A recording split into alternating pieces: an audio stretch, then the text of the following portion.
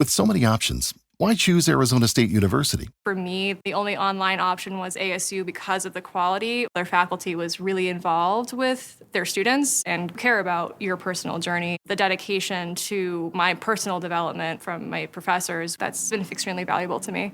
Earn your degree from the nation's most innovative university. Online. That's a degree better. Explore more than 300 undergraduate, graduate, and certificate programs at asuonline.asu.edu. Owning a boat comes with a number of perks, like being able to say ahoy or land ho and not feel weird about it. So here's another perk. Geico's boat insurance offers access to the largest towing fleet on the water. And with specialist support from agents that are as passionate about boating as you are, there's so much value that you'll want to say, shiver me timbers, and not feel weird about that either. Get more with Geico. This is Wheelbearings. I'm Dan Roth. And I'm Sam Abuel-Samad. All right, so welcome to episode 70. Sam, you've been driving stuff and attending things, and so we have a bunch of stuff to talk about. So I guess we should probably start off, as we do, with what we're driving. So what have you been in? I spent the last week with the 2019 Acura RDX A-Spec, which is in many ways a return to form for the RDX. So this is the third generation RDX that's just launching now. It's in production. They're shipping them to dealers. It's lovely. I love the new look. Yeah, I mean, this is the first all new model that incorporates this precision design language that they debuted a couple years ago on the Precision concept. And I mean, they've adapted the grille and some other little details from that concept onto the rest of the lineup over the last year and a half on the update when they refreshed the TLX and the MDX and the RLX. So those have all gotten updates with that grille. But this is the first all new model from the ground up that's incorporated that design language. And over the weekend, I had a chance to spend some time talking with John Ikeda, who is the general manager of Acura and a Honda senior vice president. He was here in town with a bunch of other Honda and Acura people for the Detroit Grand Prix, and over dinner we were talking about Acura and kind of where he sees the brand going. And he's been with Honda and Acura since 1989. He's interestingly, as the head of a division like Acura, he does not come from the engineering or product planning side. He's actually a designer. And he was telling me this interesting story about when he started with Honda. He went to the Art Center College of Design in Pasadena, and he had done some internships during his schooling at GM, and he had actually been planning to go to work at GM after graduation, and his final internship was with Honda. And, he went over and spent a couple of months in Japan working with them, and he really liked it, but, he really felt, that he was going to go to GM. And his manager at Honda, really wanted him to come to work there. And, to the final stage in trying to convince him to stay with Honda was taking him to the Japanese Grand Prix at Suzuka.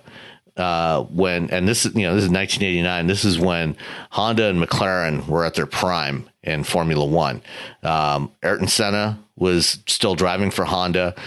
They were back to the naturally aspirated engines. They had the Honda V10 in the back of the McLarens, and Ikeda went to this race and he fell in love, and he joined Honda and never turned back. So he's been with the company, for almost 30 years now. And anyway, all that, he was involved in the launch of the Acura, or early years of the Acura brand, not quite the launch. It was already going for a couple of years by the time he joined. But this was kind of the heyday of Acura as well in the early 90s, when they had the Integra Type R and the original Legend Coupe and some of the other cars they had at that time.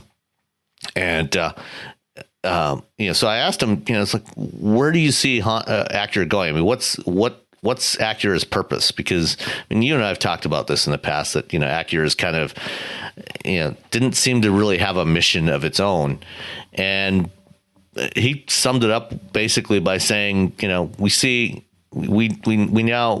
see Acura as the performance division of Honda Motor Company, and we're taking Acura back to its roots. And we really want to focus on performance, premium, but performance more so than the rest of the mainstream Honda lineup, which is interesting.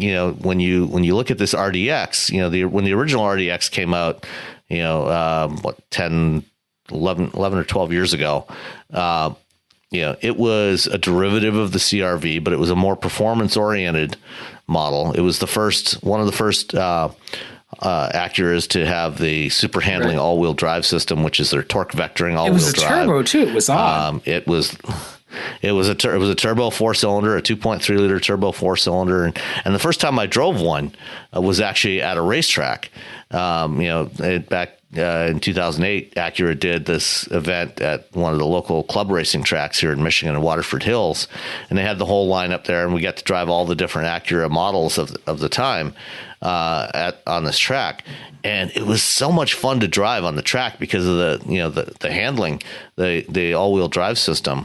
Because this was one of the first torque vectoring all-wheel drive systems. So for those that don't know what torque vectoring is, it's the idea that it had electronically controlled clutches in the rear axle that could redirect torque to one side or the other, so that to help the vehicle turn in and give more precise handling. So if you're turning in, and the system detected the car was starting to understeer, it would direct more torque to the outside rear wheel, which if you did a force diagram on the vehicle, you would see that actually it's going to tend to push it around and help the vehicle turn in, even if the front wheels, the steering wheels are getting overwhelmed.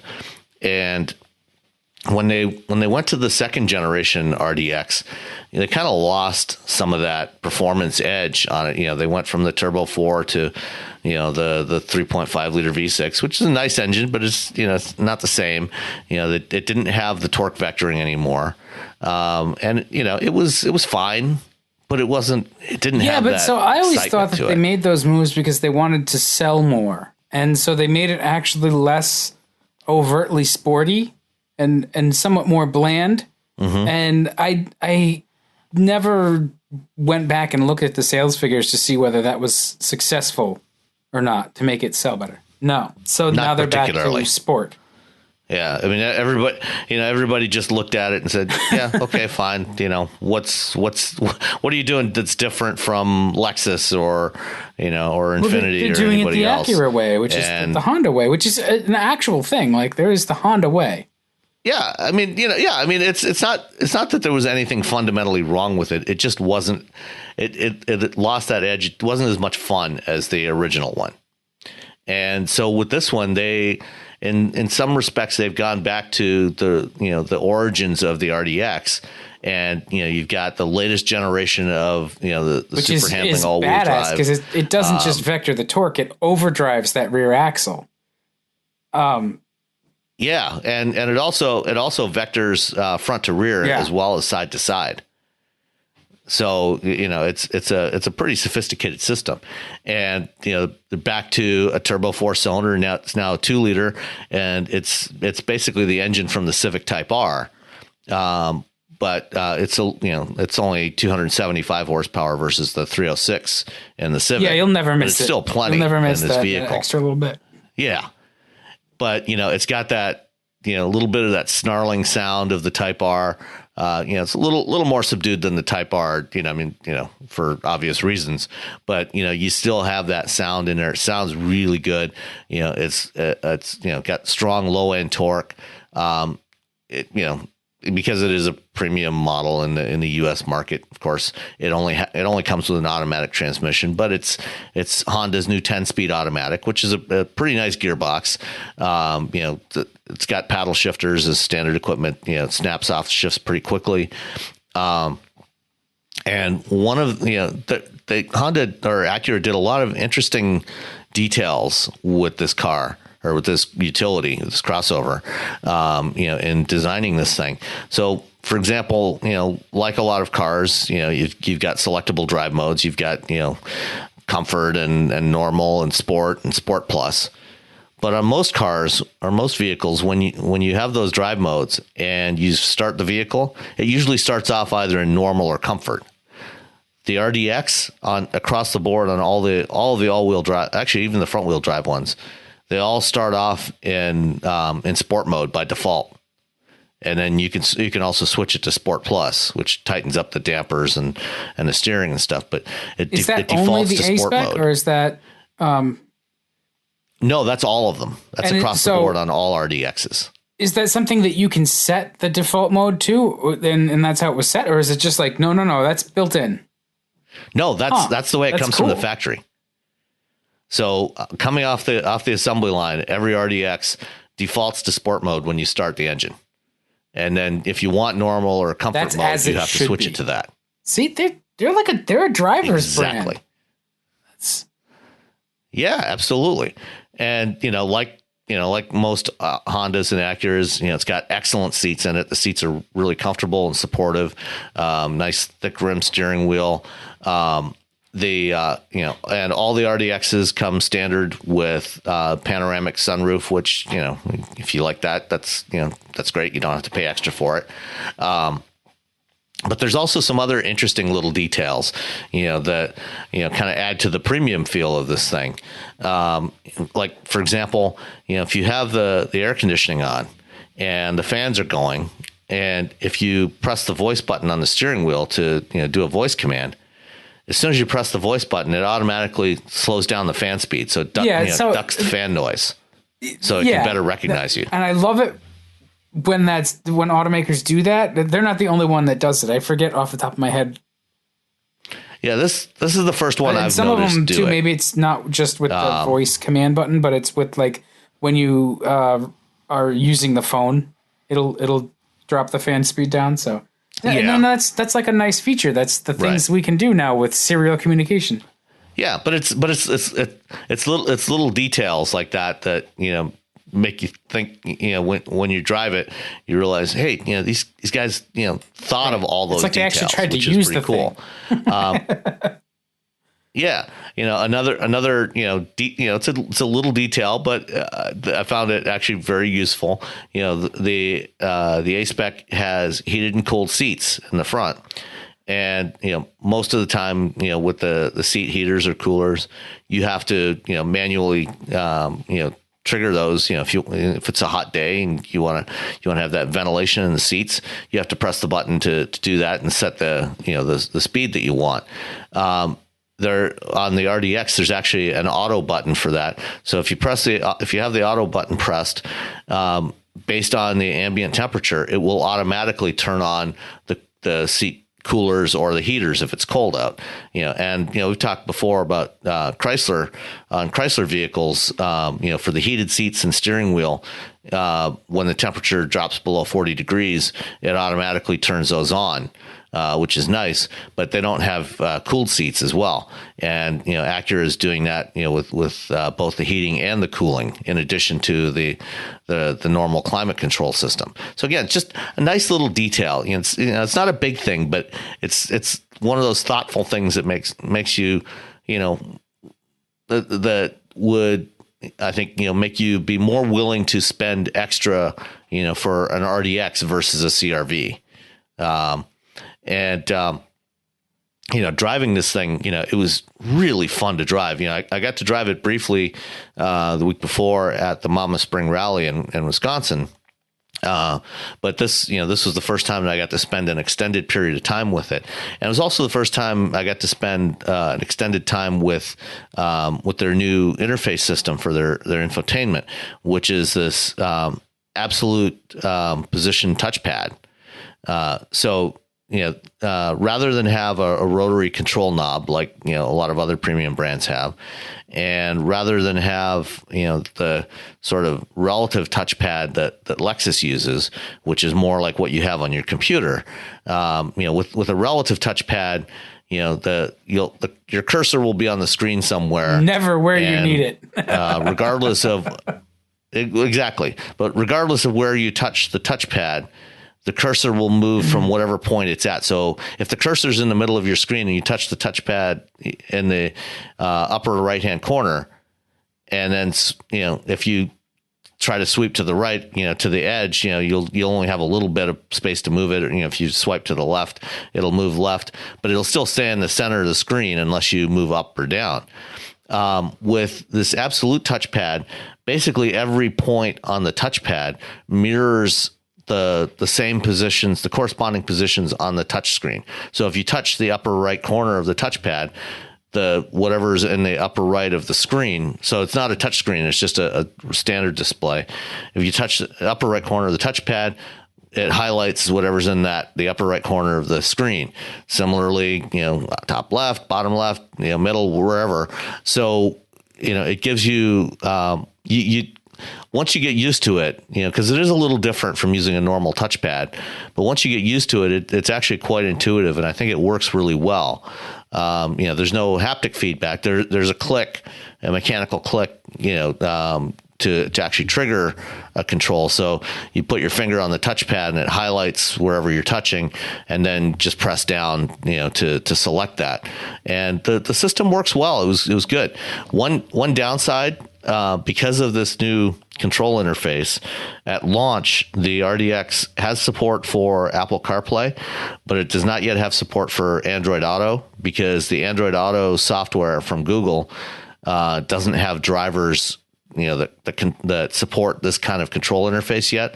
Acura is working on that with Google, and they hope to have that out sometime in the next few months, and it'll be available as a software and update. Because it's Android, it'll propagate out quietly and effectively get out to all the devices soon, once it's released, versus something like Apple.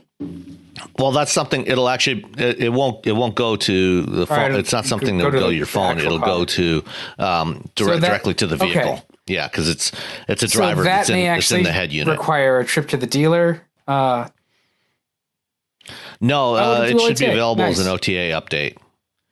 Yeah, most manufacturers do OTA updates for infotainment systems now, just not for safety critical systems. My Grand Cherokee keeps prompting me to update the maps. I think it's got 2012 maps in it, which is fine. Like it that does not do OTA updates. I have to go get the USB, part number. And given Jeep's history so far, that's probably a good thing for you anyway. It's like that system's been fine. They're getting better. They're getting better. I mean, they did have a few months back, I guess, or late last year, they did have an issue with an OTA update to some Jeeps that ended up bricking the head unit, and they had to go back to the dealer to get reflashed. But I think they've got that sorted out now. It's funny to talk about that kind of stuff, but like those things happen, as long as they have a way to sort of recover, okay, it sucks that your head unit is dead, but we can wake it back up. I guess it's not such a big deal. It does suck because they're putting a lot of extra features in there, like secondary systems, not just infotainment. So it is like in a Jeep, or even the Acura. I'm sure there's you can't control the climate control if the thing is dead. So that might be sort of an issue. I mean, it's hard to say. I mean, the Acura does have physical controls for the climate control. It's not, but it used to be. So that's what I thought about. But depend. I mean, behind the scenes, it may be using some of the same ECUs. So it's possible. I can't say for certain, but it's not out of the realm of possibility that if you brick the infotainment system, that might also kill the climate control. The buttons are probably just encoders. Yeah. Yeah, they're just electronic switches. We're way down the rabbit hole. So the RDX. Yeah. So anyway, I really like the RDX A spec. It was a lot of fun to drive. And it's fairly roomy for a compact to mid-size crossover. Plenty of room in the back seat, plenty of cargo room, and in the back below the cargo floor. If you lift up the cargo floor, there's actually 3 separate bins in there, where you can stash stuff, and they're fairly deep. 2 of them are fairly deep, so you can stash stuff out of sight back there, or if you go to the beach, things like that, they're plastic, so you can throw wet stuff in there, and not worry about all your other stuff getting damp. So it's a great vehicle, and starts about 37,000. The A spec ran 45. The front wheel drive RDX starts at 38.3. The A spec was 46.5, and then the top trim with the advanced package takes it up to 48. It was a great vehicle. I liked it a lot. With the advanced package too, there's really not much else, if anything, to add, options wise. Yeah, I mean, even the A spec, had all the driver assist stuff. It had adaptive cruise control and lane keeping assist and all that stuff. I can't remember exactly what they add in the advanced package, but it's not a whole lot. This is the thing that gets me about Acura's pricing and why I have been somewhat enthusiastic about the brand over the last year and a half or two after we pondered what its meaning is. They've gotten their styling together. I think they were in the woods for a little while, but they've really started to emerge with the new look. I think it's really distinctive, and it's classy too. It's going to hold up well because it looks good, and it also looks distinctive. So it's not overly sort of gimmicky. Right. The cars themselves, they're Hondas. They're good out of the gate. Yeah, I mean they're generally going to be pretty bulletproof. They handle really well. They ride really well. The TLX A spec, I was really astounded at just how intuitively it did that sort of man machine thing. And I'm sure that the RDX to a certain degree does some of that too. It may be a little bit blunted because it's a crossover, or it may not be. I haven't driven it. I will soon. But their pricing it's a really tight window of pricing, and when you get that top trim model like the A spec with all the packages, it's really not that expensive for what it is, especially when you compare it.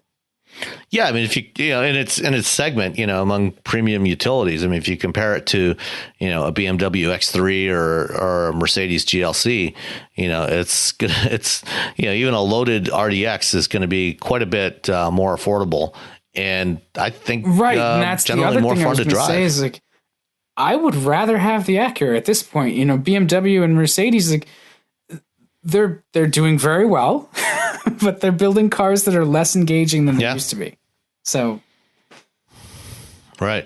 And I think, based on what I heard from John Aceda, I wouldn't be surprised if in the not too distant future we see, a replacement for the ILX, which is based on the previous generation Civic, that, it kind of is more of a throwback to the old Integra days. And if they do that, I think they'll really revive the fan base for the Acura brand. I can see. Can you imagine a new Integra Type R with this engine in it? I think that you're going to have to imagine together with that a new HRV based crossover with that engine in it. I'm sure that's probably coming. It's funny in a way, but well, they're definitely doing a smaller crossover. If they put something like that in there, I think that. I don't see an issue with it. I like Acuras. I'm excited to try the RDX. You get one next week, right? Very soon. I had a really and And then you've got some other stuff that will run when you've had I had a chance a really to drive cool, it too. Very geeky conversation with the Acura folks about the RDX. So I'll put that together once I get my hands on the car. So there's that. But they're bringing it up here to Boston to show it off to all of us auto writers so we can get our greasy fingerprints all over it. So yeah. Hey, at least they won't be on the screen, so the screen will stay clean. And that's good. I always sort of struggle with that when I'm taking pictures of the interiors. It's like there's so many little marks on the screen. Speaking of which, we'll stay in crossover land. But this week I just stepped out of a 2018 Mazda CX-5, and there's another sort of crossover that's just great. And priced really well, and it's a Mazda, but it feels really luxurious and nice and premium. I'm very impressed with the changes they've made because they updated the style. I forget what the look is called. It's not Kodo, is it still? It's okay. It's still the Kodo design really language. Sharp now. The older CX-5 didn't look bad, but the new one looks sleeker and prettier. And the interior materials were all very nice. And it felt premium. I was shocked that it's like that in a Mazda. And it was the most surprising thing was how quiet it was, because Mazdas have this reputation for being loud. Not this CX-5. It was very, very sort of well behaved. This is an impressive crossover, and it rides and handles really, really well. It's very enjoyable to drive if you like to drive. I think where it has the issue is it's charmed the socks off of all of the car writers. Everybody who does like to drive and who evaluates these things, we all gush about it. I think the problem is that out there in the wild, in the marketplace, it's a little tighter than some of the competition, and so you give up some utility, and it's a Mazda, so it's a smaller brand, so it's a little harder to find to begin with. So I don't know. It totally is. It's worth it. And the new 2.5 liter. Well, I guess it's not new, but it's revised. They added cylinder deactivation to it. Yeah, it can shut down 2 of the 4 cylinders when I had no when they're not idea needed. that was a thing that it was doing. It's seamless. Like usually, even on the V8s, the big V8s, with cylinder deactivation, you can notice the changeover point. It's usually very smooth, but you can detect the change in engine note and whatever. I had no clue until I read the press release that's a thing that it does. I had no clue that it did that. So that's impressive. That's really impressive. And it's a 2.5 liter engine, which feels more like a 2 liter in terms of just, smoothness and being well behaved and kind of power, which makes me feel bad for saying. Yeah, I mean the 2.5, it's a very efficient engine. It's not especially powerful. I think it's only 187 horsepower, 186 pound-feet of torque. But I mean, those are not terrible numbers. It's fine, and it's geared well. It's matched with a 6-speed automatic, and it feels lively enough, but it runs out of breath, and that's.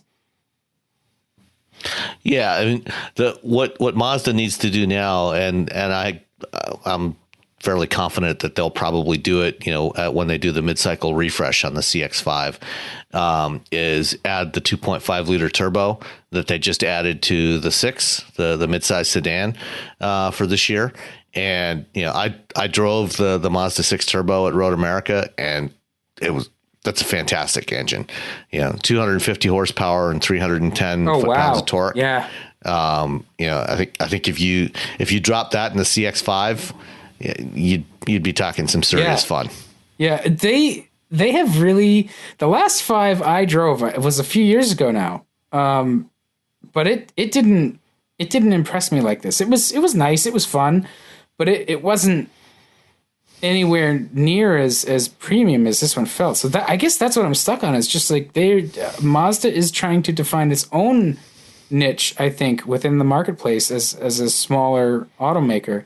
Because the standard features, are stuff that's optional on other, crossovers of this ilk. It's got the blind spot monitoring and the rear cross traffic is standard. 19-inch alloys. It had the LED headlights, which I don't know if those are standard, but no, I don't. I don't think they are. I think it also has. Which one did you have? The Grand Touring? I think it had the G vectoring, whatever. Like, I think that's its own kind of little torque vectoring stuff too. Right, the G vectoring, is that brake based? No, it's actually, it's not actually torque vectoring. It's doing torque control on the engine, if I recall correctly. I have to go back and look it up. When I wrote about it before, Jacob Brown from Mazda contacted me to correct me on my description of it. But go ahead and keep talking. I'll find it. Yeah, and then the Grand Touring just adds more stuff. The moonroof and just it had leather seats and it was just a nice vehicle, and it came in around $34,000, which that's not an insignificant amount of money, but for something that felt like, to me, Mazdas now remind me of 80s and 90s BMWs in the best of ways. Their design is restrained and handsome and crisp and clean and all of those things. They have a unique personality. They are pleasant to drive, and all of those high points are present in the CX-5. And speaking of the BMW thing, it has that little controller knob for the infotainment system, which it's a nice touch. Their system is a little bit kind of pokey to respond. It takes it a little while on some things, and it does that sort of like boot up slowness where it initially it takes it a little while to start responding to anything, and then once you're underway, it's usually okay. Yeah, it is a little slow to boot up. So, okay, I found the G vectoring. So, what G vectoring is it actually does some quick adjustments to the engine torque through the fuel and spark, so it can slightly reduce engine torque. Not so much that you'd actually notice it, but just enough to basically make an adjustment to the weight transfer. So it shifts a little weight onto the front wheels to help them dig in better, essentially. So you get a little more normal force, vertical force on the front tires. You'll get a little more grip there, and so that like helps it turn in. Basically, when it notices there's a steering angle change, it will initiate that sort of like pop off the throttle kind of thing. Yeah, I mean it's tied in. I think it's tied into the stability control. So it's looking for more than just the steering angle. It's looking for it's using the inertial sensors, your accelerometers to detect. Basically, to try and detect if it thinks the vehicle's starting to understeer, then it can do that, and it's basically like automatic trail braking. So same thing. It's doing the same thing you would do if you're trailing the brakes into a corner. So it's going to give you, scrub off just a little bit of speed, but it gets you enough weight transfer to load up the front tires, so you get a little more grip. Which incidentally going into is the best corner. way to corner a very heavy Crown Victoria. You set yourself up and then absolutely hit the brakes real hard so you get the weight transfer, and then you turn the wheel, and then you mash the pedal to the floor. It's not exactly trail braking, but it's kind of, yeah. But that, well, it's more deliberate driving technique. I think they use it in EVOC for teaching police officers is to initiate that turn. You have to have traction on your steering tires So you hit the brakes to transfer the weight and Right. make the turn, and then accelerate out of the turn. So. Yeah, I mean, when you got a vehicle like that that's got all kinds of pieces moving around, you don't want to get too many things excited at once. So you kind of have to do it in a sequence. At once. And that's always been the sort of practice, the discipline I try to practice regardless. Is you only ask one thing of your tires at a time, if as much as possible. So,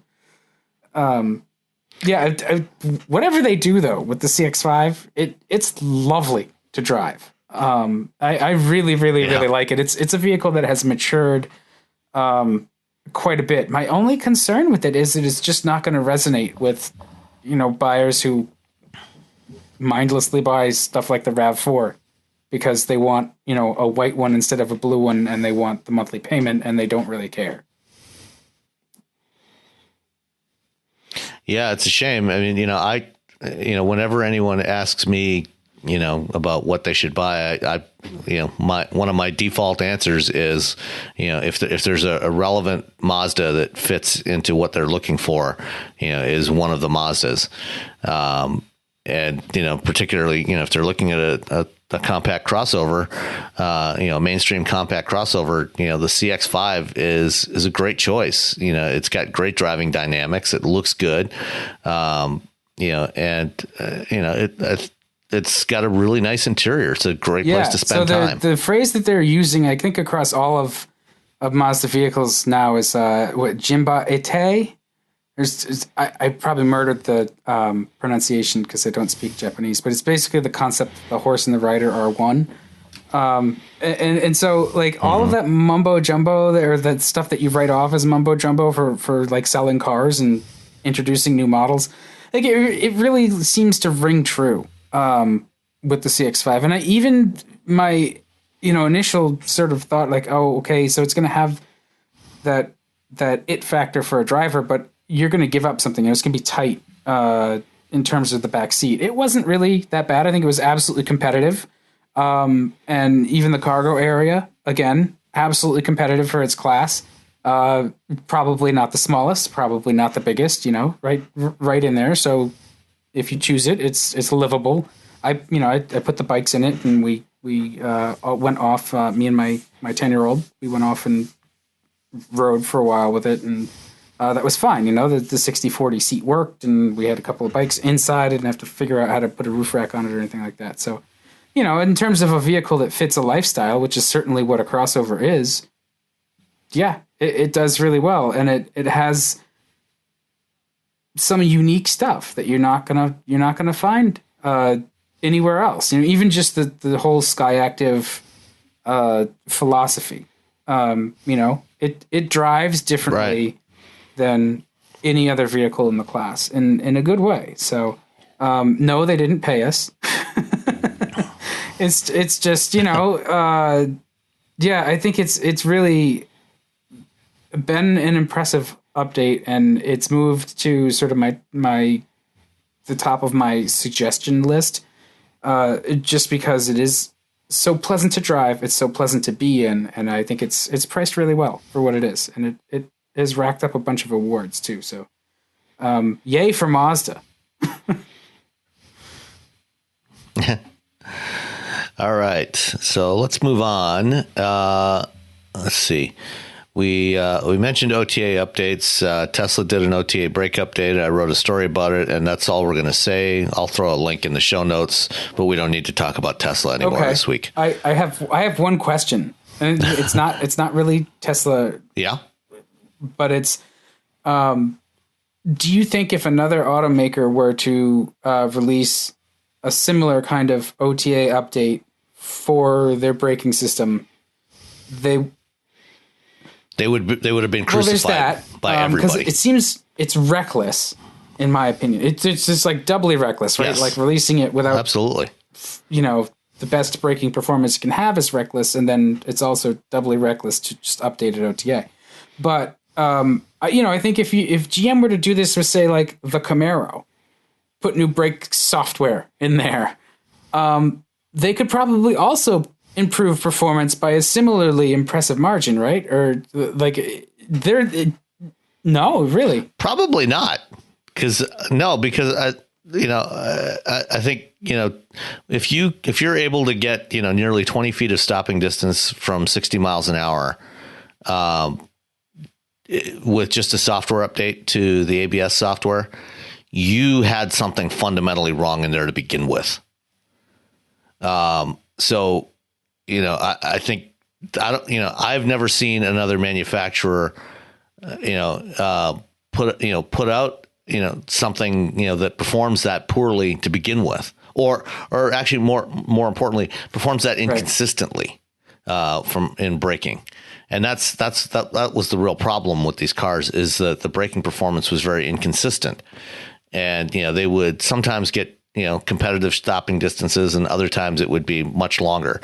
But you can read the article. No, about I don't want to send us down the hole. I just talk thought about that anymore tonight. If everybody did it, it'd probably be equally impressive, because I heard that it was an impressive thing. Well, it would be impressive, to the degree that you got that improvement, but then everybody would start looking at the same thing that I highlighted here, which is, well, why was it so bad in the first place? Why did you ever release it that way in the first place? Okay, and so that's go read the the fundamental problem. All right, yeah. So also, what since we last recorded, SoftBank and GM made a big announcement about autonomous vehicle plans. SoftBank is, this Japanese investment company run by Masayoshi Son, that, over the last 20 years has invested in all kinds of different technology stuff. They had a big stake in Yahoo Japan, and they've been involved in all kinds of different companies over the last couple of decades. Right now they have this, was it $100 billion investment fund that they have assembled, that is focused on mobility businesses, and it's called the SoftBank Vision Fund. And this is, earlier this year, the Vision Fund is what made, an $11 billion investment in Uber. They bought up, a bunch of, $10 billion worth of shares from previous investors, and then also invested an additional $1 billion in the company. And now this new deal, they are investing up to $2.25 billion in Cruise Auto, or GM Cruise LLC, which is the GM subsidiary that was created following the GM's acquisition of Cruise Automation a couple of years ago. So Cruise is the San Francisco company that is developing the production automated driving software for GM. And SoftBank, the Vision Fund, in addition to stakes in Uber, they also own stakes in Didi Xuxing, a Chinese ride-hailing company, Ola, an Indian company, Grab, Getaround, and a whole bunch of other ancillary businesses in the mobility space, companies that are doing package delivery and logistics and all kinds of different things.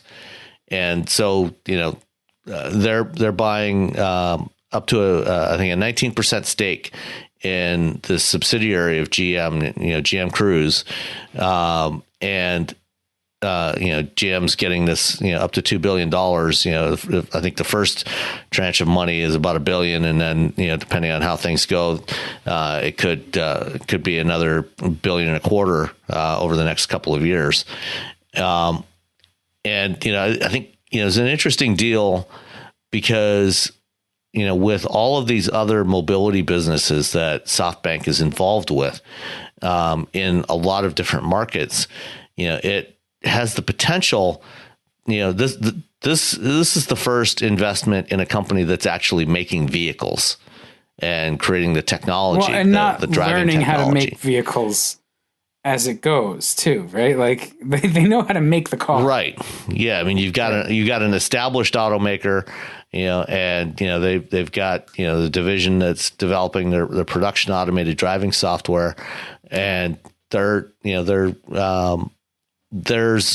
see this as having a potential to, SoftBank could be a conduit to help GM get their automated vehicles not only deployed on their own services, which is something they're likely to do, create their own automated ride-hailing services, but also to get them into some of these other services in other parts of the world. So I can see, in the next couple of years, Didi Shusing operating a whole bunch of GM autonomous vehicles. Similarly, Ola, down the road, operating them in China or in India, and in various other markets. So the one thing that SoftBank hasn't done yet is really invested heavily in Europe, and that's something that I would expect to see, in the not too distant future. I think we'll probably see SoftBank, tap into some of the European companies. So by tapping in, though, you mean like investing in like Volkswagen Group, in making investments? or? Yeah. Maybe not the OEMs, but some of the mobility service companies over there that are operating in the European market. And probably some startups over there. Although, it's possible that they could also make an investment in a similar kind of investment in some of the European OEMs. But I think, one of the things that was talked about in the announcement is, that this cash infusion, will help GM and Cruise, establish some automated mobility services. And I don't think they necessarily need the money here, but I think something that could be interesting, and I think we might have talked about it back. I know I talked to some people about it back when GM a couple of years ago decided to sell off Opel and Vauxhall to PSA. Is the idea that they're getting rid of their European car making operations, but I think that eventually GM will be back in the European market, but not selling vehicles the way they did with Opel and Vauxhall, but as a mobility service provider with automated vehicles. And I think that this deal with SoftBank could be part of, helping to fund that move into the European mobility market. I'm curious. Well, I guess there's a couple of things I'm curious about. Is this their 19.6% stake in Cruise or GM Cruise? Is that the largest sort of single stake in that part of the business? Do we know? Well, keep in mind that GM Cruise is it's an LLC. It's a separate legal entity, right, from General Motors.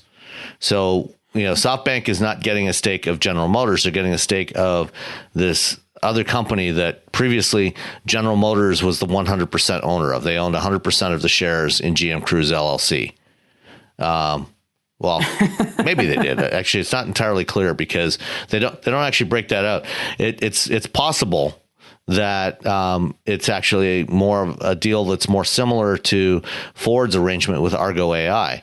Argo AI is a company that Ford owns the majority stake in, but the founders, Brian Selesky and the other founders of Argo, also have an equity stake in Argo, and so there's the potential there, and when Ford announced their investment in Argo, they talked about at some point down the road, potentially having an IPO with Argo. So it's possible that GM Cruise LLC, GM was the majority owner of that company, but it wouldn't surprise me if some of the founders of Cruise, including Kyle Vogt, the CEO, and some of his original partners, also own a stake in that. So we don't know what the rest of the distribution of GM Cruise shares are. Only the part that SoftBank is buying. Yeah, well, and I ask because I'm just curious if SoftBank is going to at some point use their money to swing GM Cruise into where they would like it to go. They're pretty diversified, right? You said they're tied up with ride hailing services. Mm-hmm. in all kinds of global markets, but they're also tied up with it's NVIDIA and mapping companies and stuff too. So they can kind of try to integrate the things that they own stakes in, right? Say we'll give you the money, but you're going to use NVIDIA GPUs. That's certainly a possibility. It's too early to tell. Bad, it may give GM Cruise access to stuff they wouldn't, and introductions they wouldn't otherwise have had. Right, I think that was part of the rationale for the deal, is to create to help foster some of those connections to these other companies. Yes, some of them like mapping companies and NVIDIA. They already have those relationships.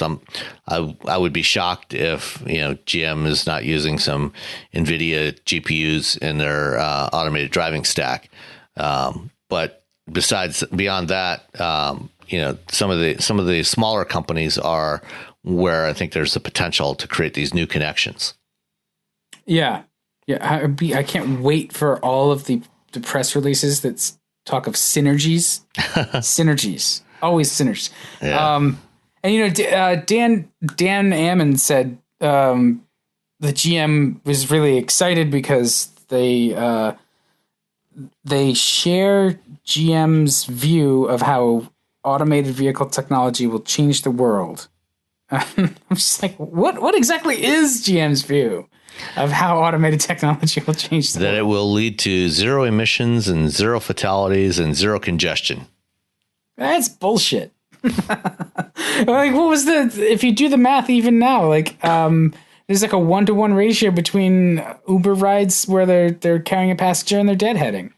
Well, and that's one of the things that they're trying to address with automated vehicles, and something that all the companies in this space are trying to figure out. They're trying to develop logistics systems so that, and Ford in particular is they're really focused on this part of it, is the vehicle, unlike the Bolt that is going to be GM's first autonomous vehicle at the door, or the Chrysler Pacificas that Waymo is using. Those are really optimized for carrying passengers. They're really only for carrying passengers.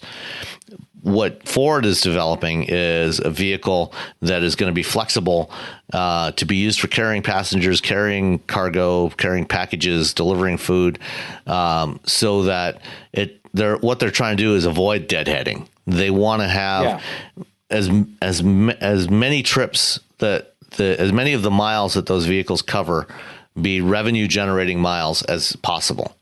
They want to keep those deadheading miles to an absolute minimum. And GM, I know is doing the same thing, and I think that the Bolt that we've seen so far is really just a first step. This is the vehicle they're going to launch with for a ride-hailing service. But I think that, by 2021, around the time Ford brings their vehicle to market, if not sooner, we will see additional vehicles from GM that are very different from the Bolt. And at some point, we'll probably see something, from Waymo, that they work with some OEM partner to develop, that is very different from the Pacifica or the Jaguar I-Pace, that is, more flexible and capable of handling these different scenarios. And I was at a conference yesterday here in Detroit, the TU Automotive Detroit conference, and I was talking with Jason Pankin, the CEO of Auto Harvest. They're a nonprofit that works with a lot of startups and businesses and helps them, as a business accelerator and, working, helping them to get them connected to other companies, create partnerships. And Jason asked me the question, it's like, so has anybody figured out how to make money at any of this? And I told him honestly, no, nobody is certain how they're going to make a profit off of this. Right. Well, it's certainly like running a sort of rogue venture capital subsidized taxi service. You mean like Uber? Like all of these. Yeah. Didi has the same problem, right? Like they've got just giant parking lots where the drivers like sleep and stuff. Like I don't think you can make that profitable once you've set the expectation that you're going to get, a premium level of service, a very individualized level of service for less money than a traditional taxi ride. Now there's got to be some kind of middle ground. You know, like, and I know that the taxi industry is working hard to try to incorporate some of the customer friendly, user experience of Uber into a more traditional fleet. So we'll see where that shakes out. But, as I hear this stuff get talked about, I'm like, they have to think like they're an airline or, a trucking company, or even like FedEx or UPS. Like, people at a certain point for this technology, to at least get it off the ground and start making money, people are just another form of cargo. They're meat bags, and that's what you have to think about. Yeah, and that's exactly what these companies are starting to think. Toyota at CES, when they announced ePallet, the ePallet Alliance, it's the same thing. They're creating vehicles that are going to be flexible, and they're working with partners like the Pizza Hut and Postmates and Amazon and Didi and Uber, to figure out how they can utilize those vehicles like an airline utilizes airliners. For an airliner, it's only making money when it's in the sky carrying passengers and cargo from one place to another. When it's sitting on the tarmac, waiting, there is, it's losing money. And that is exactly what all these companies are trying to avoid. They're trying to figure out how they can do that. This is one of the reasons why, one of several reasons why, for example, Aptiv bought Nutonomy. Aptiv is the company, when Delphi split up late last year. Aptiv is the side of the company that is doing the automated driving and electrical architectures and the services business. And part of why they bought Nutonomy is one of the two founding partners of Nutonomy. You got Carl Nyema, who he's the technical guy on the automated driving side, the CEO, and his partner Emilio Frazzoli. The work that he did at MIT was more focused on the logistics and services, and that's part of why they brought those guys in, because they wanted his expertise in how to figure out how to schedule these vehicles and get them utilized, maximize the utilization, so they can find a way to actually turn a profit on this stuff instead of just setting fire to piles of venture capital cash. Yeah. I mean, look, no nicer group of people could have their money set on fire. So, yeah, well, and that's fine. But, they're, the automakers and, some of the other traditional companies, they don't have the VC money to burn. So they have to find other ways to make a viable business. Well, they have to do something more than what if there was a different way bullshit, and actually look at it and make a business case for it and say, we're going to put in X amount of investment and effort, and it's going to pay off, and it's going to take this long, and it's going to have these usage cases. Right. And they're not there yet. Yeah. I mean, and that's what, at Ford, that's what Team Edison is. This team led by Sharif Markby, their whole focus is on developing new business models around electrification and automated driving. So, they've got this dedicated team of several hundred people that are working on this stuff, and they're trying all kinds of experiments. They're trying to figure out what's going to work and what doesn't work, on a small scale initially, and then eventually, once they find something that looks like it has promise, scale that up. Yeah. Well, I mean, good. GM got somebody else to kick in some money, so it's better for GM. And I mean, do they need to pay it back? No. Yeah. See, perfect. GM found a rich uncle. I mean, unless it's at some point, if SoftBank wants to get out, and they want to sell their stake, then somebody will have to buy it. But it could be GM or it could be somebody else. But I think SoftBank is in this stuff for the long haul. Well, SoftBank has a lot of diversified investments, so I mean, when one sags, another's up. They'll be fine. Oh yeah, I'm not worried about SoftBank.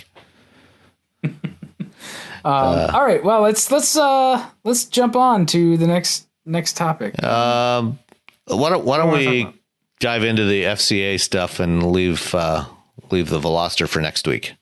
Okay, so speaking of things you're not worried about, or you are worried about, like I don't know, the FCA 5-year plan caused a bit of speculation at first, because it seems like it was pretty focused on. To me, it seemed like it was focused on the moneymakers. Like they're looking at the most important brands over the next 5 years, brands and products, and they were talking about those. And yeah, Chrysler and Dodge kind of got left out a little bit, and that made people a little because they a lot entirely. Yeah, pretty much. And those those brands have really had their lineups trimmed, so it makes people question now what is left is selling as far as I know. I mean, like you said before we started, the Challenger's selling better than ever, which is amazing. But good for them. But yeah, so overall the product plan was, Maserati, Ram, Jeep, and Alfa. So they get a lot of stuff coming. FCA does this on a, semi-regular basis. They just every drop 5 a bunch of years. stuff.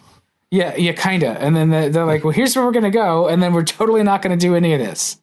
It's really different. Yeah.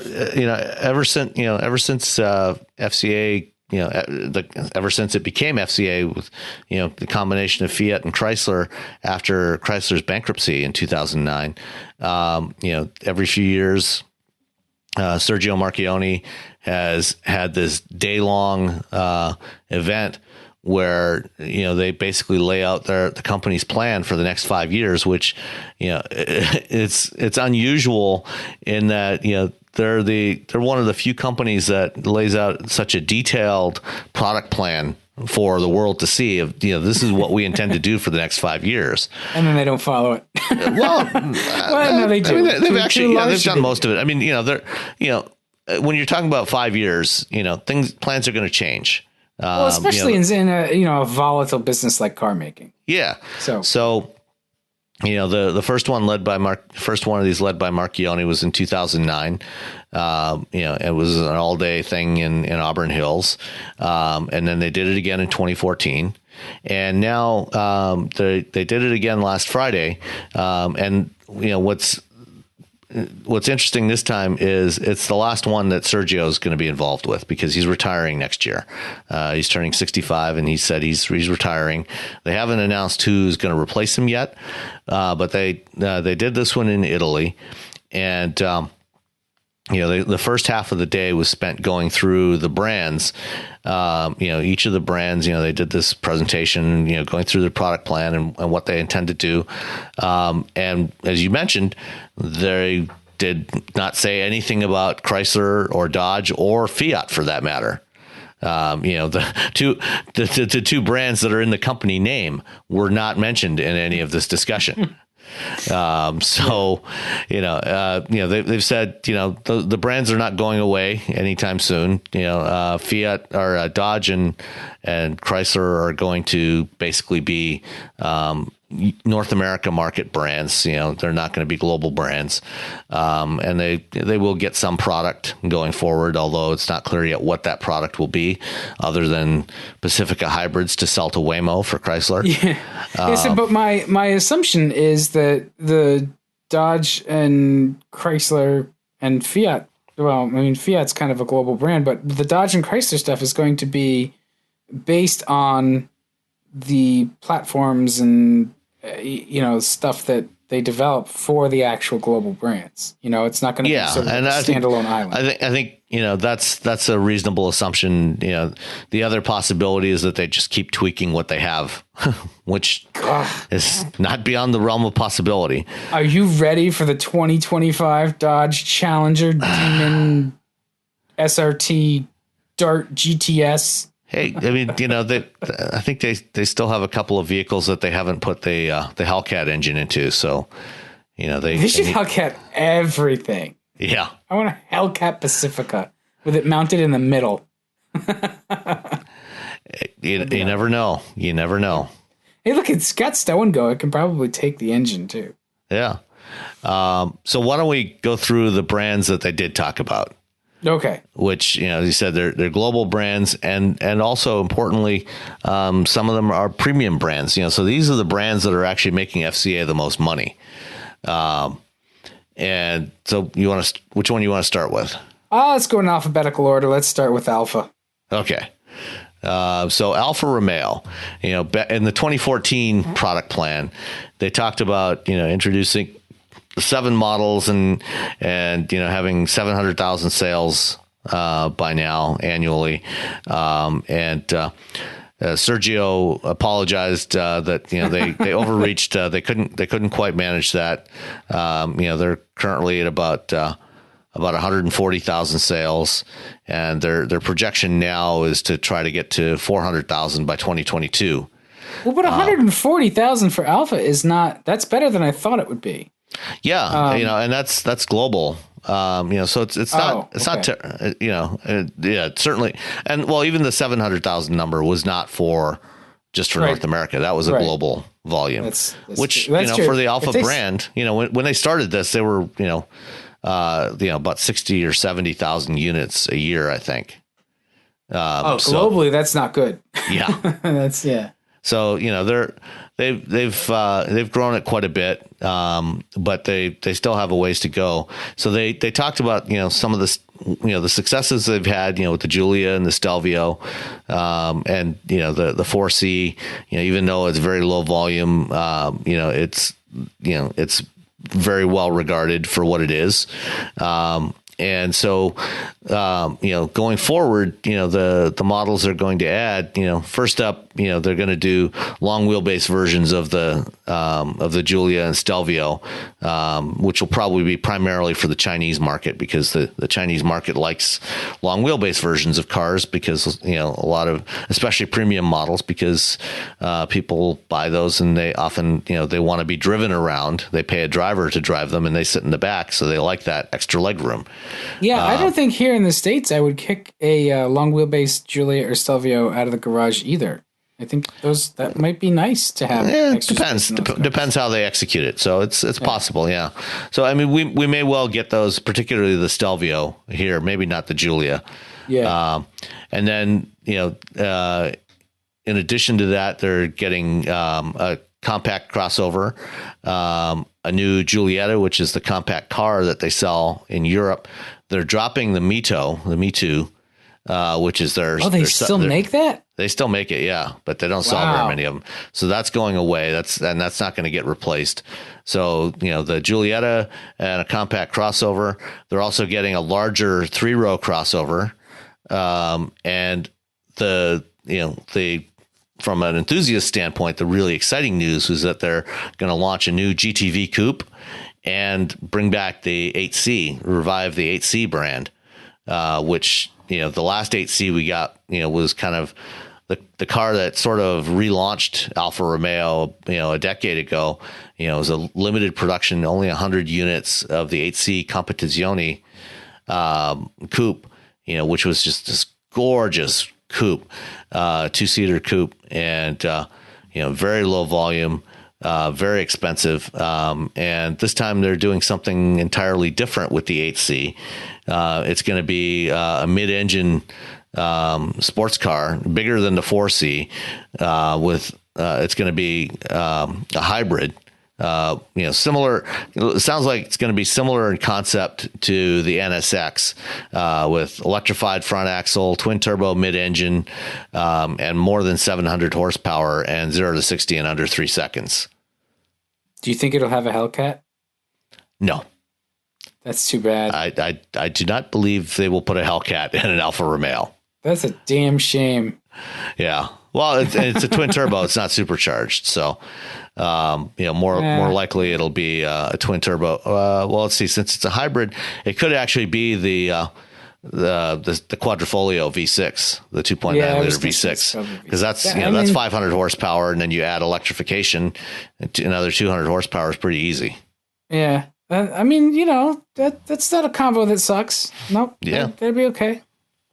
And then the GTV is going to be a front engine coupe, front mid engine with 600 horsepower with e-boost, which is their mild hybrid, 48 volt mild hybrid system, and all wheel drive with torque vectoring. And one of the things they talked about for each of these brands, we're going to get electrification across every single model going forward. So for Alfa, every model is going to have some degree of electrification available, whether that's a mild hybrid or a plug-in hybrid or battery electric. So far, no battery electric plans for Alfa, but they are going to get 6 plug-in hybrids. And they're also going to have level 2 and level 3 semi-automated driving systems, which they talked separately about their automation plans. And going forward, FCA is planning to do currently. Today in the marketplace, they have a level 2 system on the Maserati Levante and the what's the Ghibli, the smaller sedan they have. And going forward, and that's a Bosch system. Going forward, they're going to do an L2 Plus, which is more like Cadillac Super Cruise, and an L3 system. And what they're doing is they're doing 3 different partnerships for these systems. They're working with Aptiv on all the L2 Plus stuff, which is adaptive cruise control with lane centering. The BMW partnership that was announced last year with BMW and Intel, that they're going to use that for level 3 systems, which are hands off, feet off, eyes off. But so it can go sort of fully automated, but in limited conditions, and you have to be ready to take over. That's like the Audi traffic jam pilot. And then they're doing those with BMW and Intel. And then the level 4 systems they're going to get from Waymo and apply that to certain vehicles in their lineup that they will sell to consumers. And that we'll come back to when we talk about Maserati. All right. Let's talk about Jeep. Jeep's the next one in the alphabet. Jeep. They're the money engine for Chrysler. Yes. And this is Jeep. That like FCA doesn't seem like it's on its deathbed yet, but I worry because they currently own Jeep, and the history of Jeep has been that it kills its host organism. It's like a parasite. Yeah. It sucks the life. It makes all the money, but also sucks the life out of the rest of the company. It does. I mean, it's such a well-regarded brand, and it does make money. And their vehicles, they sell for a higher transaction price than the competition. They hold their value. At least some models do. And it just baffles my mind that a company that owns Jeep is going to struggle. Like, yeah, what's the matter with you? I don't know.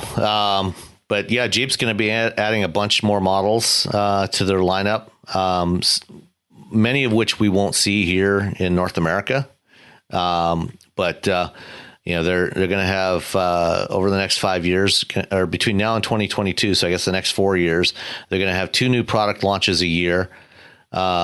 They're going to have 10 plug-in hybrids, and they've already, when they launched the new Wrangler last November at the LA Auto Show, at that time they talked about it will get a plug-in hybrid version in 2020. So that'll be one of the first ones to get that. But they're going to have 10 total plug-in hybrids in the lineup by 22, and also 4 battery electric models. Those battery electric models will not be for North America or for Europe, for that matter. Those are going to be China only, and they're being developed through the joint venture that Jeep has with I think it's Guangzhou in China, and those will be China only models. So we'll never see those here. So I've got a couple of questions. Like, first of all, I'm glad that they're going to do a new Renegade, because I don't know, kind of the best Renegade's a 500X. I agree. Even though it sells only in tiny volumes compared to the Jeep version. I know, but it's just the Renegade is just, it's too much. Low D 3-row. What the heck is that? So that is, so a D segment would be Grand Cherokee, or actually that would be Cherokee. Sorry, Cherokee sized. Okay. Low means it's going to be a little more car-like, so it's going to be a station 3-row. Yes. Yeah, Station- basically. Okay. A three-row station wagon. Grand Commander, that's not coming here. Yeah. Grand Commander is a model that they just launched at the Beijing show for the China market. So that's And a it's Chinese cool only looking. model. Yeah. Yeah, But that's I like only it. for China. So the low D 3-row, think of that something more like a Subaru Outback. Okay, also not coming here would be my assumption. I don't think they said. I think we are going to get that one. Well, that'll be interesting. Yeah. I mean, it's not like Jeep doesn't have a history of some of that kind of stuff. Like they had the Jeepster years ago, which was, sort of car-ish. Right. And of course the Jeep truck, which is the Scrambler, which actually this week driving back and forth to Detroit and other places, I've been seeing tons of Scrambler prototypes, in camo running up and down I-94 here. So I think we'll probably see the Scrambler sooner than later, possibly as soon as later this month. And then, next generation Grand Cherokee, a larger 3-row variant off the Grand Cherokee. Right. So basically Grand Cherokee and Commander or Grand Cherokee and Durango, because I'm assuming they're going to share the platform. And longer. Did they indicate that it's going to be an all new Grand Cherokee or a refinement? I don't. They didn't stream the whole event, so I wasn't able to listen in. So I'm not sure. I think it's an all new Grand Cherokee, and I believe, in fact, from other people I heard from, I think it is an all new, and it's. I think it's going to be derived from the platform that's being used by Alfa and Maserati. I better be good. I mean, the WK, I'm sure it will be. WK and WK2 they've gotten their money's worth out of that, and it's a good platform. It's hope they don't screw that one up. And then of course the return of the Wagoneer and Grand Wagoneer in a couple of years. That one is curious to me too, because the rumor is that's going to be actually based off a Ram. That wouldn't surprise me, because those are going to be significantly larger. If you're going to do a 3-row derived, 3-row Jeep derived from the Grand Cherokee platform, and then you're going to go larger, and they've got it, here as the F segment, so that kind of implies that it's a full size utility, and currently FCA doesn't have anything to compete directly against, Yukon and Tahoe and Expedition. So it would make sense to do something like that off the Ram pickup platform. Well, now I'm kind of interested to see what they're cooking up, because, when you think about it, a Jeep in that segment, like, almost has the panache of an Escalade or a Navigator. It like, certainly it's a different thing, but it's the same kind of premium, full-size, traditional truck-based SUV. Yeah, absolutely. So it could really print a lot of money for that. It very well could. And they're also adding another Hawk to the lineup. So we've got currently today, we have the Grand Cherokee Track Hawk, which is the Hellcat version of the Grand Cherokee.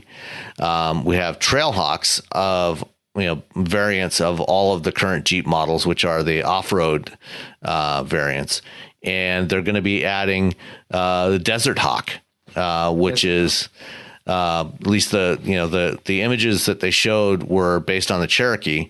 I don't know if they're going to have multiple Desert Hawk variants, off different nameplates, but the Desert Hawk is designed as the ultimate Jeep high-speed off-road capability. Oh, so like a Raptor kind of thing. Yeah, more Raptor-like.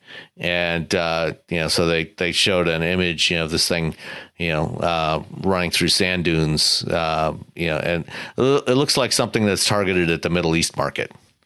I would like them to do a Chicken Hawk. It's just like high efficiency with no performance. Okay. mean, I think that's what those China only battery electrics are for. Right. I mean, they've got all the other Hawks. I think Chicken Hawk is Never mind. And the Desert Hawk is scheduled to launch in the first quarter of 2020. Jeep's definitely the one to watch in terms, like, my feeling is that, like, Jeep is possibly the most important brand in the FCA. Oh, it's absolutely the most. I mean, it's not, well, between Jeep and Ram. I mean, Jeep on a global level, and certainly Ram for North America. You know, those are the two brands that are printing all the money. But, you know, the reason why, you know, they're focused so much on Alfa and Maserati is because that's actually where there's more growth, you know, in the mainstream segments. You know, over the next decade, you know, the projections are, you know, that most of the, you know, sales growth is going to be fairly minimal over the next decade. And, you know, in fact, eventually going to start to decline towards the end of the decade. But for premium brands, premium nameplates, that's where there's going to be more significant growth, and especially in electrified versions. And that's why they're putting a lot of focus on electrifying Alfa Romeo and Maserati, you know, to try and capture that, but also to add more, you know, premium variants of both Ram and, or, you know, high dollar variants of Ram and Jeep models like the Desert Hawk. And, you know, why don't we go ahead and jump right into Ram? Sure. Even though it's out of alphabetical order. Out of alphabet, that's okay. So Ram, you know, they've launched the new 1500. There's a new heavy duty that will be launching either late this year or early next year. And then they're also they promised a production version of the TRX, which was a concept they did back in 2015, which was essentially a Hellcat Ram, but it's an off-road Hellcat powered full size pickup. And, you know, so it's kind of their more direct answer to the F-150 Raptor.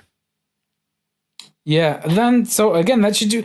So the Ram, I think, has sort of come from behind to really gain market share over the last couple of years. Or maybe I'm making that up. Not really. I mean, the split between Ford, GM, and Ram has stayed in terms of market share, has stayed relatively steady.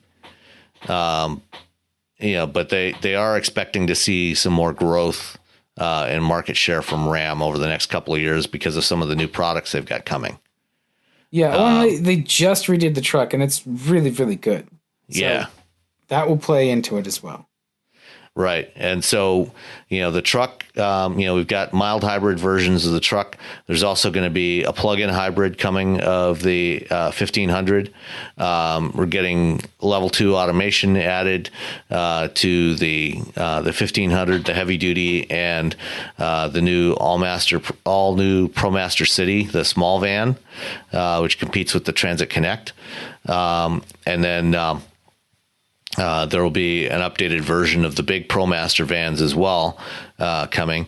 And the other big news is that they're adding a new midsize pickup truck to go up against the Ranger and the Tacoma and the Canyon Colorado and the Frontier. So the long rumored midsize Ram pickup truck is finally going to be arriving. Yeah, it's going to be a Fiat Doblo.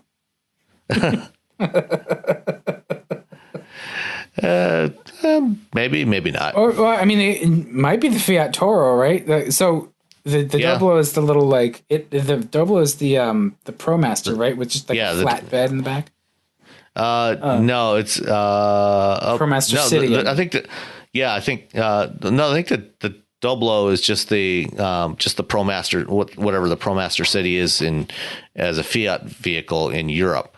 They make a pickup version of it. Yeah, so there's a pickup version of it, but that's, you know, I think it's the Doblo is the name for the full lineup there. Oh, okay. And then the Ducato is the large van, the big ProMaster. And just like their other pickups are the Strada and the Toro, in Europe. Yes, those are really interesting. I'd love to try one of those. And that's not what the midsize Ram is going to be. Yeah. That's probably best. Like Yeah. I don't think they'd work here. Weirdos would like them, but what they really need is some other not weirdo pickup. Yep. Do we know what it's going to be though, or like how far along are they? They have not said anything. It could well end up being, maybe a variant of the Scrambler, the Jeep Scrambler. That's true. Yeah. I mean, you could put a Ram style body on that, maybe, reduce the off-road capability. Or maybe you have an off-road version of it. So maybe you have a mid-size TRX as well at some point. But that's that would be one potential route, or it could just be a scaled down 1500. Yeah, the scaled down 1500 though. Like, see, that's the thing that gets me is the mid-size trucks aren't really all that much smaller. They're not any cheaper. Well, they're not. From a consumer perspective, they're not cheaper compared to where the full size light duty pickups were a decade ago. But the problem is those full size light duty pickups have gotten so much bigger and so much more expensive. That's why there's now room for these mid-size trucks again. Yeah, I get so that's a good point. And there's the other average transaction price on an F-150 is $43,000 now, which is insane. Yeah, that's so much money. And overall for F Series, a combination of Super Duty and F-150, is like $54,000. That's a lot of dough for a truck. Yeah, like especially because trucks were work vehicles; they were supposed to be durable and cheap, so you could beat the hell out of them. Well, Ford is selling $100,000 F-450 Platinums now. Yeah, and GM's not that far off from there. Even Ram, they've got Ram versions of the Ram. There's a Ram Limited that's like in the $80,000 range. Good for them that they're making profit off that. It just boggles the mind. I guess too though, like the folks that buy the mid-sized truck. So there shouldn't be an assumption that just because it's smaller, it should be less expensive. So that's the kind of crap that I do all the time that I should stop doing. It's like, well, it's smaller, but it's not cheaper. Well, it doesn't have to be cheaper, but but it will. Yeah, I mean, these mid-sized trucks are generally going to be more affordable than the F1, the full-size ones are. But that doesn't mean they're going to be cheap. They're just filling the gap left behind by the full size ones when they got so expensive. Right. And I have to believe that somebody wanting the mid-size truck they might actually have a higher average transaction price than the full size pickups, just because it's generally going to be a more motivated buyer. And maybe that's maybe, but I mean, if you look at, where Ford's going with the Ranger, what, GM's doing with the, Colorado Canyon, they're generally, they don't have the same level of capability. You don't have the towing, you don't have the payload. You've got smaller engines, they're, I think, if you compared them to the low end, full size trucks, then the transaction prices are going to be in the same ballpark. But they top off, pretty much where the big trucks start up, pick up from and move on from there. Right, and I guess when I'm saying relative average transaction, so I'm trying to qualify my language too much. This is not working. If it's just a smaller version of the 1500 too, like you can't really make it much cheaper, or you erase your profit. So it better be compelling, and I'm sure it will be. I kind of like Rams a lot. I like the trucks. They're especially the new 1500 is a fantastic truck. I mean, the ones that they put in the media fleet are usually like the Laramies or the King Ranch or what. It's hard not to like those trucks because they're very nice, no matter what the brand is. Yeah. They usually put the Rebel, is a great truck as well. I mean, and that's one of the more affordable ones. It's kind of in the middle of the pack, but it's the more off-road tuned version. It's Nick Kappa's favorite. It's the Nick Kappa special. I like the Rebel. I had a couple of those as media loans over the last couple of years, and I mean, I drove the Rebel, the desert in Arizona in March, and it was fantastic. I mean, it's not a Raptor, but it's Raptor-y enough for most people, and it doesn't come with some of the sacrifices that a Raptor comes with. So it's well positioned. That's the thing that I've noticed about FCA and in general, not just Ram, is they're pretty clever about how they differentiate their vehicles, and they also tend to really put an emphasis on the user. There's a lot of really thoughtful, sort of well-considered features throughout their cars and trucks. So I'm very curious to what that midsize Ram is going to be. I think you're on the right track too with the making it a version of the Scrambler. Yeah, we'll see, but I'll definitely be curious as well to see what they do with that. Or the other possibility as well is that maybe they follow the Honda Ridgeline approach and do a unibody, a midsize unibody, more like the Ridgeline. Take that off of the new Grand Cherokee platform. That would please me to no end. I just don't think that there would be that many other people it pleases. I don't know, because I think that there's a lot about that idea of unibody midsize pickup that I think for a lot of buyers, it actually makes a lot more sense than doing a body on frame version. I mean, they could call it the Comanche. Yeah. Who knows? But I think that type of architecture would make a lot more sense to a lot of the customers that might be interested in a midsize pickup. Oh yeah, for sure. But by wrapping it in Ram styling and putting the Ram name on it, I think that is potentially going to give more instant credibility to the vehicle than the Honda Ridgeline is going to have. As good as the Ridgeline is, I think calling it a Ram. And the other thing is, if you're deriving it from the Grand Cherokee, the Ridgeline is derived, from the Pilot and Odyssey platform, so it's a transverse, front wheel drive platform, right, as the default.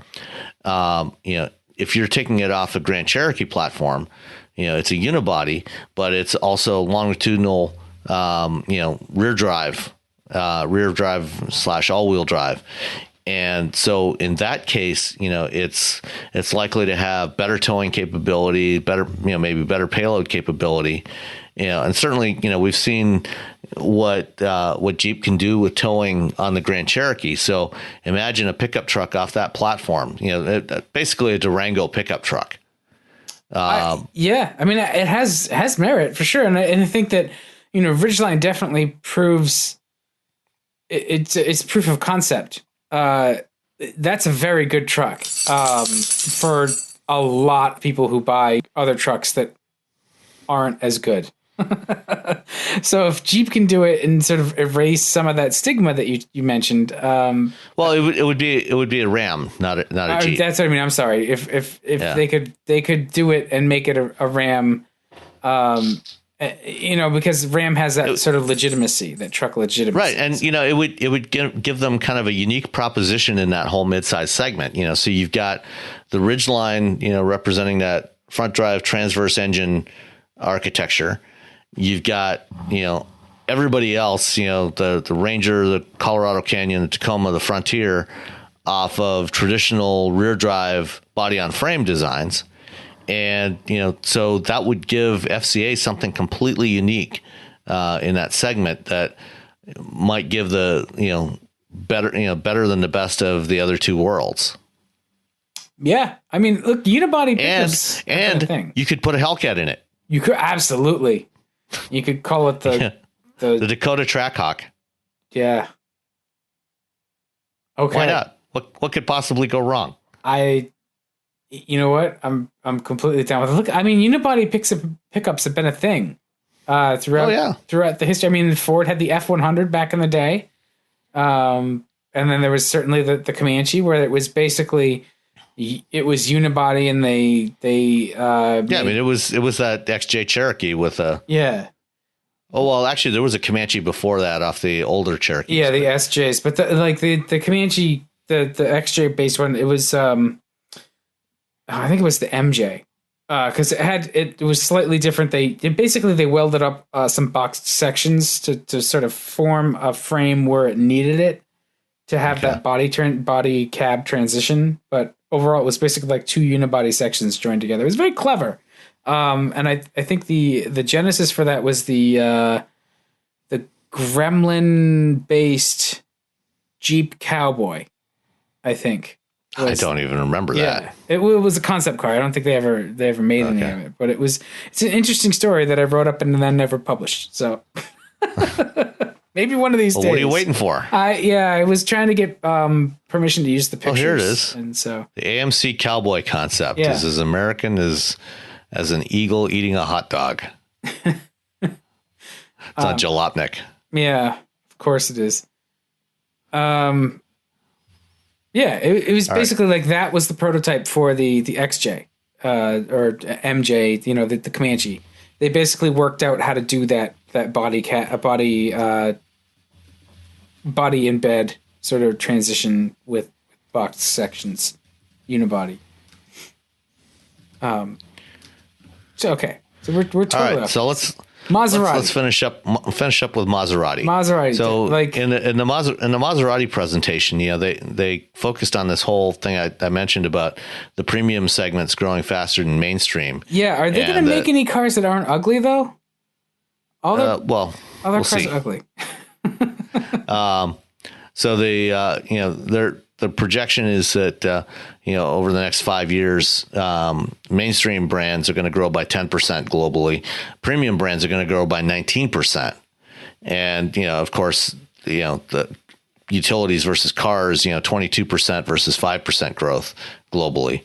And then the other piece of this is that by the mid-20s, they're projecting up to a third of these vehicles, of these premium vehicles, are going to be electrified. So mostly plug-in hybrids and battery electrics.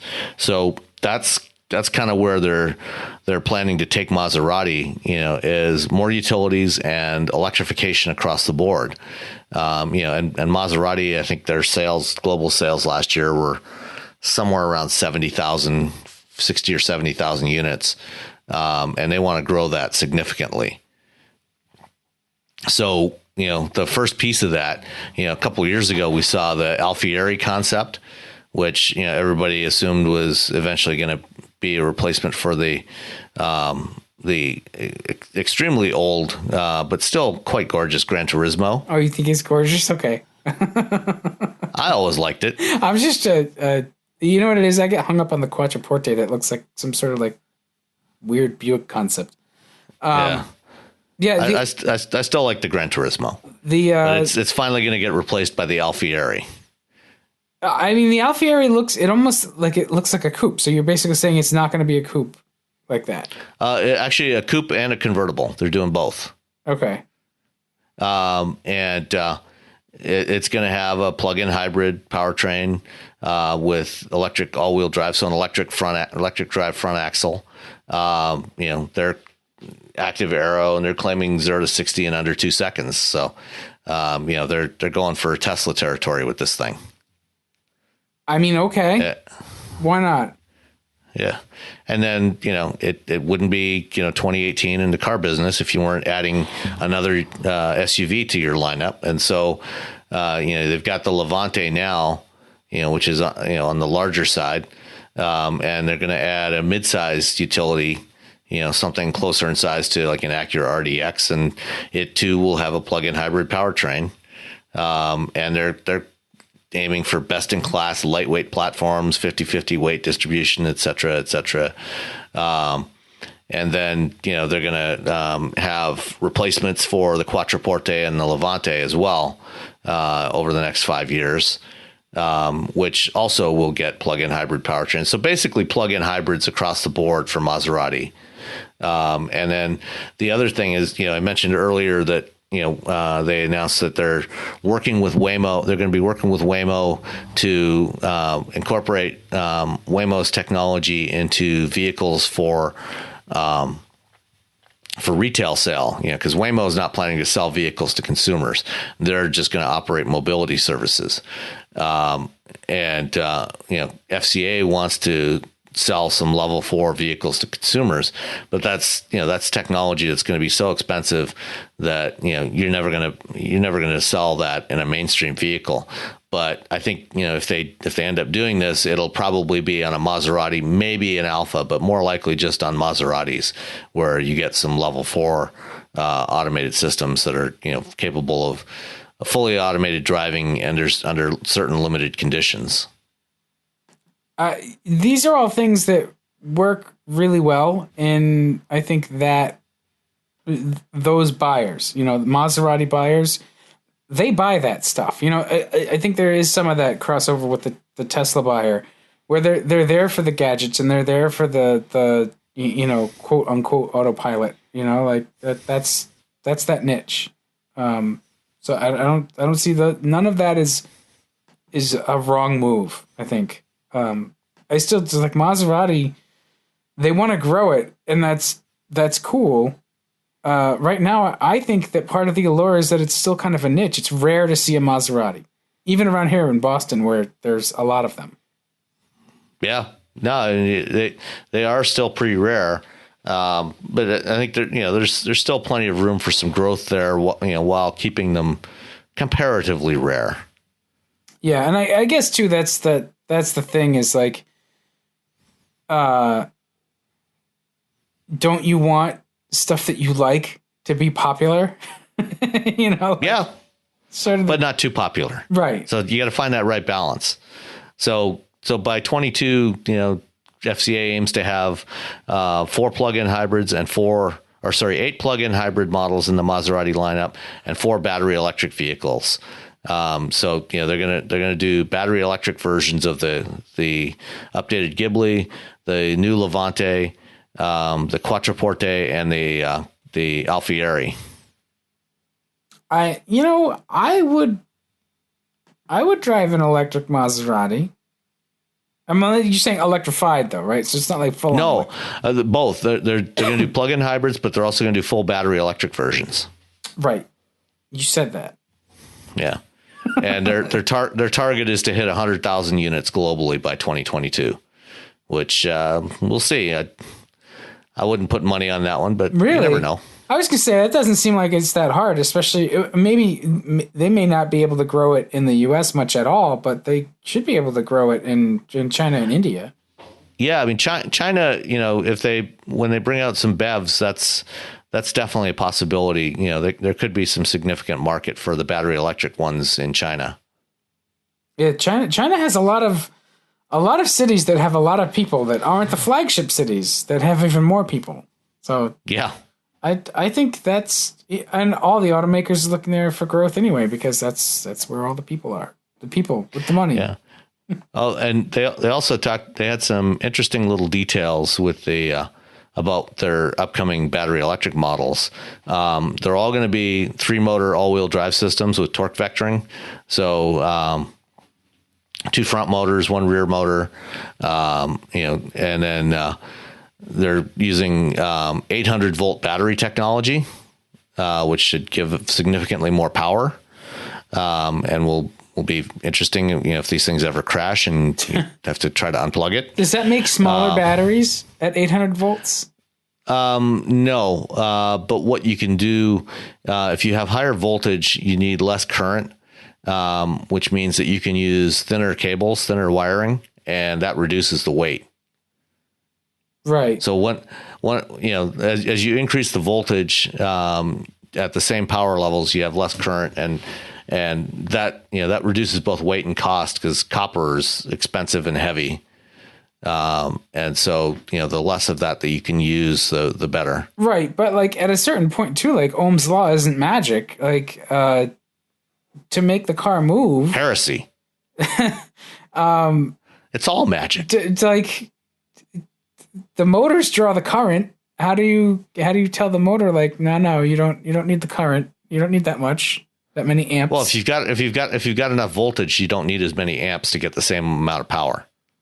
I guess that's yeah. Okay. Because power is equal to voltage times current. Right. So if you increase the voltage, you can drop the current and still keep the same power level. So smaller wiring, lighter motors, same performance. Yep.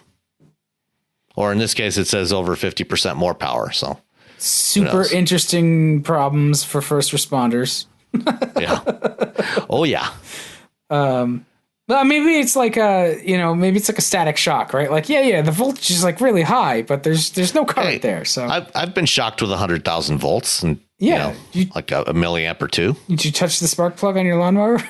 No, actually, back when I was in college, when I was working in the dyno lab at the GM engine plant in St. Catharines, where I was a co-op student, one of the tests that we would do on the engines as they were running, or that we would do periodically, is a misfire check, and we'd pull off one of the spark plug wires, and you're supposed to use these special pliers, non-conductive pliers to do it. And one time, I don't know what the hell I was thinking, but I went and just grabbed the cable, the spark plug wire, and pulled it off. And this is on an engine with distributorless ignition, and it's about 100,000 volts. Very low current, but I definitely felt that. Yeah, those bite. I mean, even the HEIs from the 80s, they hurt. Oh yeah, it's not like the magneto in your lawnmower or the very low potential. Nothing at all like that. Yeah, I shocked myself a crap load of times on the Volkswagen Squareback, and it hurt. It stings a little, but yeah the higher modern coils, they do not just sting; they hurt like a bastard. Oh yeah, not something you want to mess with.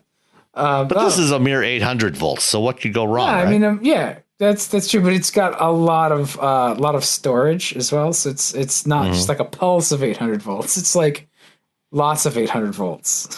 Yeah. I don't know. It's going to make some really impressive fires, and I'm sure that they'll work a bunch of that stuff out. But we hope. Yeah, I mean. It's like gasoline, right? Porsche's doing 800 volts on the Mission E, so yeah, and it's a fuel. It's when you get right down to it, like all the batteries they're fuel. They're just in solid form, so it's the same problem with they're less dense. Yeah, way less energy dense. Way less. Like, yeah. That blows my mind. I tried to explain that to my kids. I was like, yeah, so a gallon of gas weighs about 6 pounds. And the equivalent battery weighs a lot more. Like about 600 pounds. Do you think it's like 60? Is it that much? It's a factor of about 100. Holy crap. I didn't think it was that much to match a gallon of fuel. A gallon of gas has about 33.7 kilowatt hours of energy in it. Oh yeah, that's a pretty serious battery. A 34 kilowatt hour battery is going to be about 500 to 600 pounds. Damn. We got to work on that. We got to do something. We got to figure that out. I'm shocked nobody's doing anything with that. I'm kidding. I know they're all trying very hard. Well, I mean, the advantage of electric propulsion is it's a lot more efficient. So I mean, a typical internal combustion engine. A modern ICE, is probably about 30 to 32% efficient, in terms of extracting usable energy from the fuel. The rest goes out as, waste energy, heat and friction and noise and everything else. An electric motor is about 95% efficient. I was gonna say it's almost 100%. 95 is the most efficient engine ICEs out there now are Toyota's Atkinson cycle engines that are doing just over 40% efficiency, and the Mazda Skyactiv X engines should be somewhere well north of so closer to 45%, I think. That's really impressive. Yeah. That you can get it that efficient, but yeah. Well, I mean, okay. I'll be really shocked if Maserati and FCA tips the balance to really push EV technology. It'll be, it's curious to watch. So, yeah, I mean, that's, within FCA, they're making a big push on electrification across the board. On the more mainstream stuff, it's going to be a lot of mild hybrids and regular and plug-in hybrids. And then on the premium brands is where you're going to see, the high power plug-in hybrids and battery electrics. All right. Well, we'll see how much of this plan they stick to. Yeah, especially once the new CEO gets named next year. Yeah. Or actually probably sometime this year, we'll probably find out who it's going to be. Yeah, that's another interesting. The FCA is just always exciting. Sometimes in good ways, sometimes in not so good ways. But it's never a dull moment. Never. No, never. All right. Well, I think we've covered a lot of ground for a podcast, so we should go and hit the hay. So sounds like a plan. All right. So thanks for listening. We'll catch everybody next time. You can find us on the social medias, and please reach out if you have a question or a concern, and we'll talk to everybody soon. See ya.